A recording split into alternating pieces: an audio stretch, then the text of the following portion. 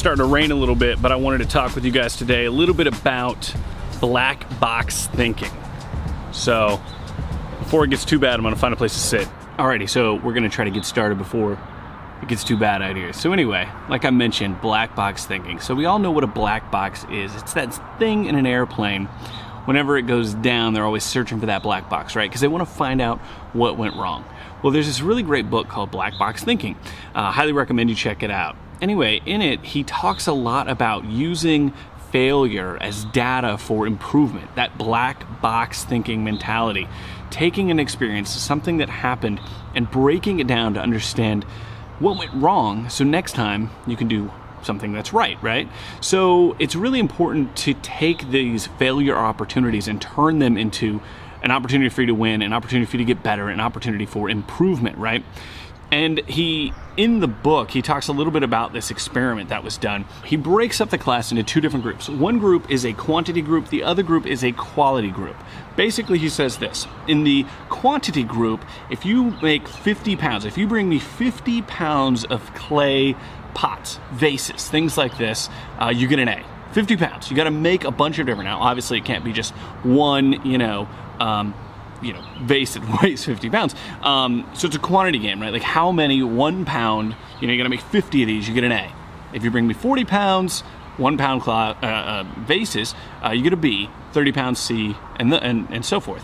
The other group, he says, you only have to bring one vase, one pot, one piece of clay that is formed into a perfect, whatever it's supposed to be. So that's a quality group. So I want you to bring me the perfect vase, the perfect pot, the perfect ashtray, I don't know, whatever he's making, right? And you're gonna get graded off that one piece of, material, this one pot, this one vase.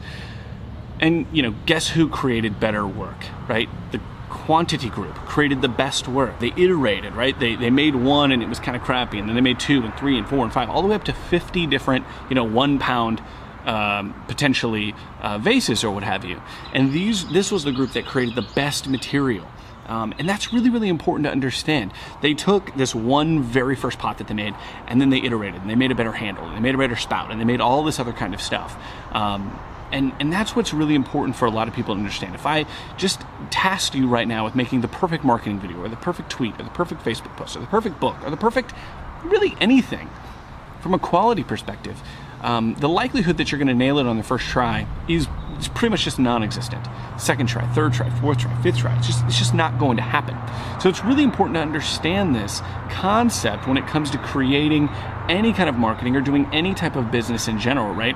If I said, go find me the perfect deal, no telling when you're going to come back to me. But if I said, go find me 50 deals, or 40 deals, or 10 deals, or even 5 deals, you're much more likely to be able to bring back something to the table, and on a much quicker scale, right? As opposed to going and finding whatever the perfect deal might be. And I see a lot of people get hamstrung by this in their business, whether, like I said, from a marketing perspective or just a general business perspective. So which group are you in? Which group are you in? Are you in this group that's always trying to find the perfect deal, do the perfect marketing, send the perfect email? Or are you in the quantity group? Are you sending emails, doing marketing pieces, doing deals, and actually winning? That's the question. Which group are you in? And I guarantee you know which group you should be in if you're not already.